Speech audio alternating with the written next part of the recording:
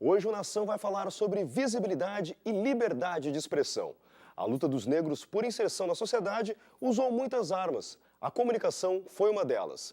No século XIX, convencidos que só apareciam na imprensa como criminosos, militantes do movimento negro criaram jornais especializados que tratavam da temática racial, concretizando então o surgimento da imprensa negra.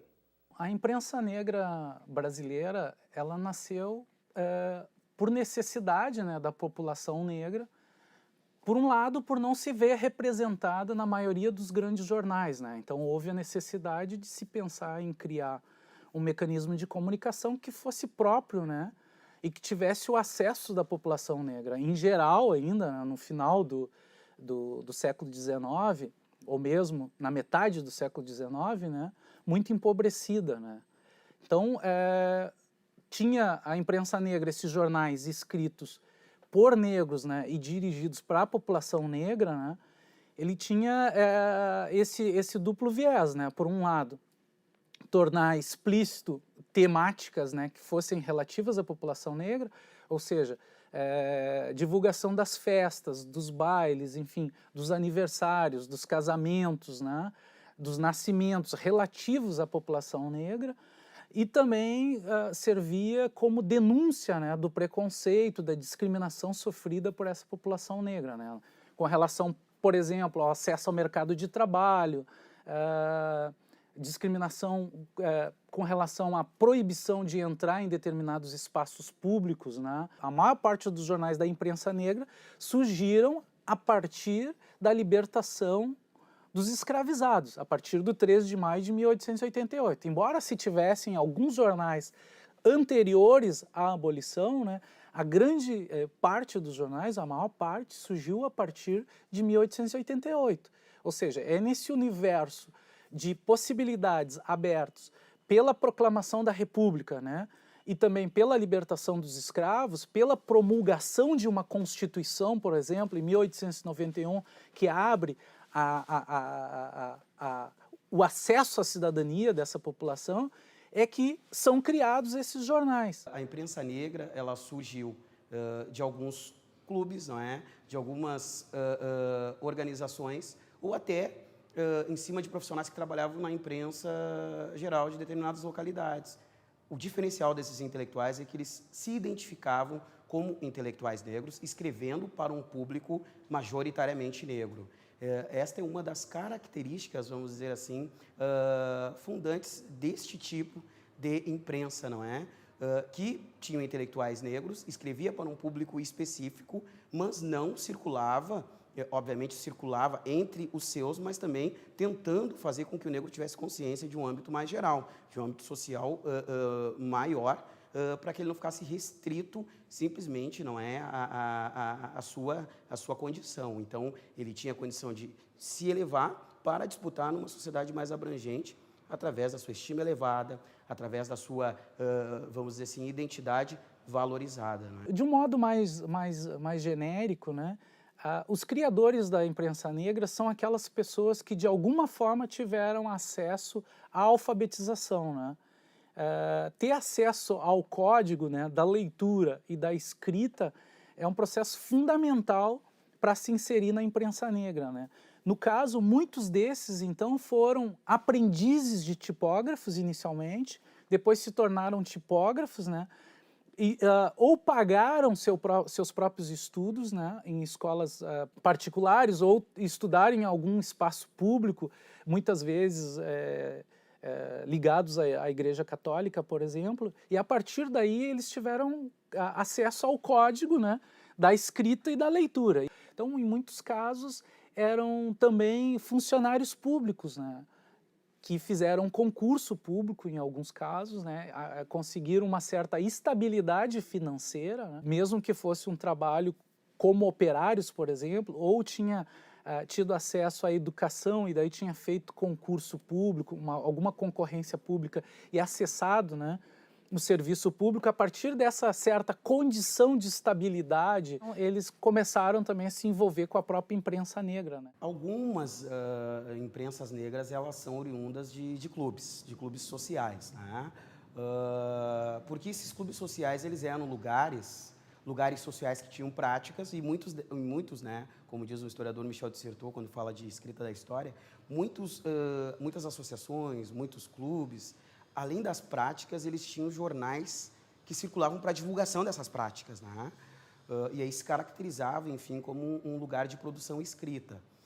Nós poderíamos falar, a própria Floresta Aurora, décadas atrás, tinha um boletim, né, um boletim florestino, que divulgava as ações do clube e também algumas situações de como o negro poderia combater ou resistir determinadas situações de preconceito.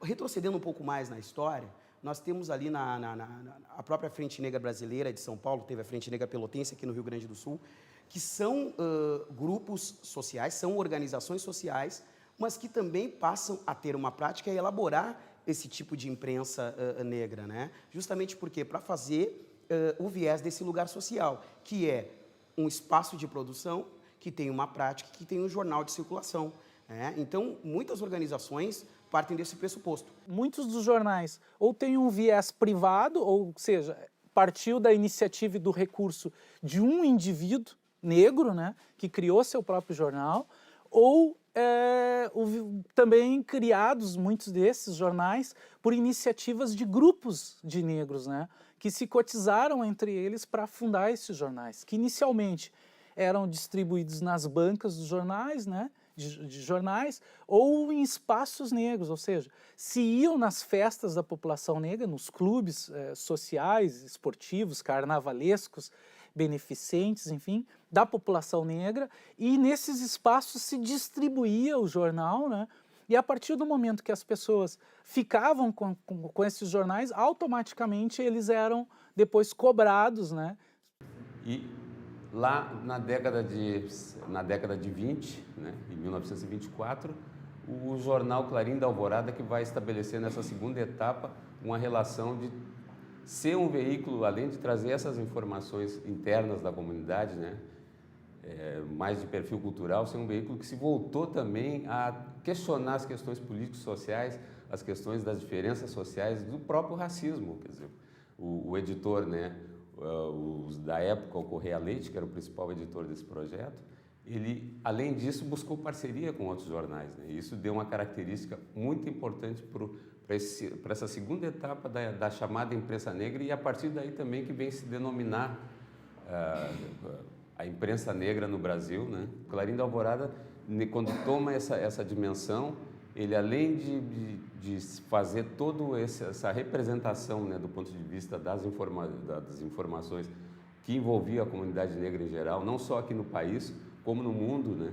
Ele vai abrir contatos com os jornais norte-americanos, né?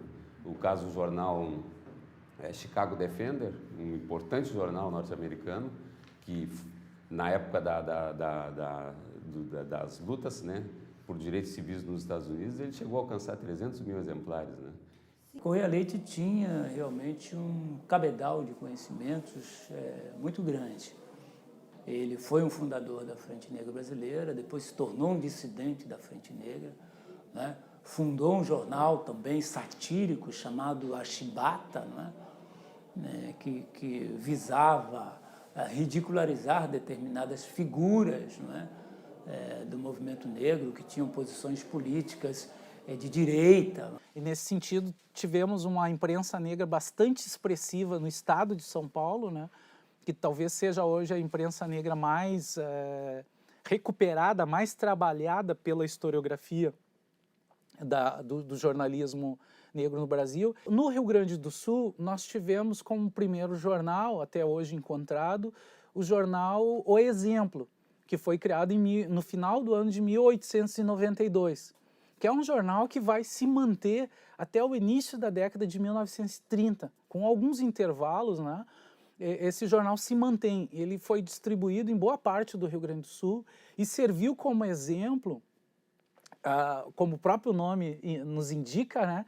Como exemplo para que houvesse fundação de outros jornais da população negra no interior do estado. Também tivemos o jornal A Alvorada, né, fundado em Pelotas em 1907 e que durou até 1965, também distribuído naquela região no sul do estado do Rio Grande do Sul, né, e um jornal que ainda hoje é considerado pela historiografia sobre a imprensa negra no Brasil como o jornal mais longevo da imprensa negra brasileira, né, que durou de 1907 até 1965. Né. O grande momento da imprensa negra, para mim, e que tem, de certa forma, um mesmo discurso da imprensa negra brasileira, de certa forma, é até a década de 30.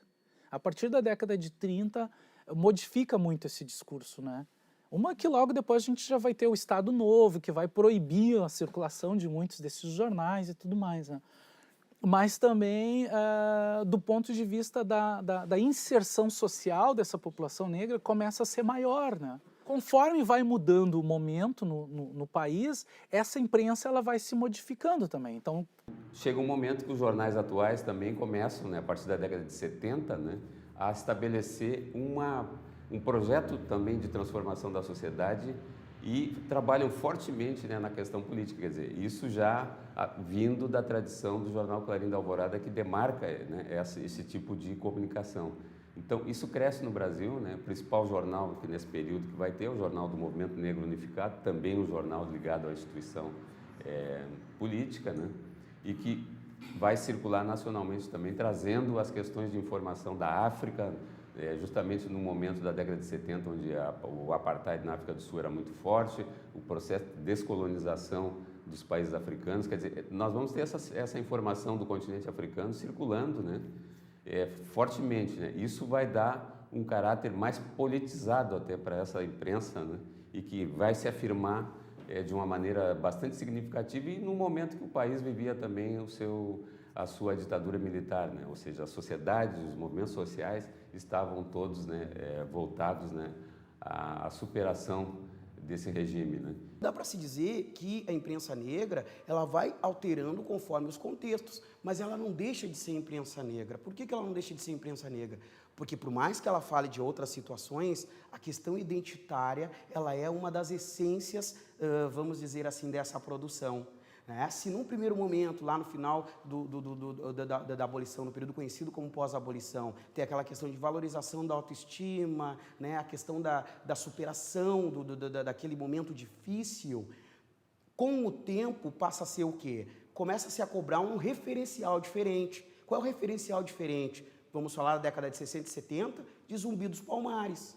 A imprensa negra anterior não fala de Zumbi, fala do 13 de maio, fala de Princesa Isabel, que foi uma coisa, vamos dizer assim, concedida. A imprensa da década de 70, né, ela vai falar não de Isabel e 13 de maio, vai falar o quê? De Zumbi e dos Quilombos dos Palmares, ou seja, vejam que tem uma mudança de referencial. Entretanto, mesmo tendo essa mudança de referencial, a questão identitária é que está por dentro da essência desta produção. Mudam-se as formas, mudam-se as estratégias, mudam-se as formas de produção, muda-se a forma de negociação com determinados setores da imprensa, não é? Mas as características das organizações continuam por trás, que é a valorização cultural, social, política da nossa identidade, da identidade negra.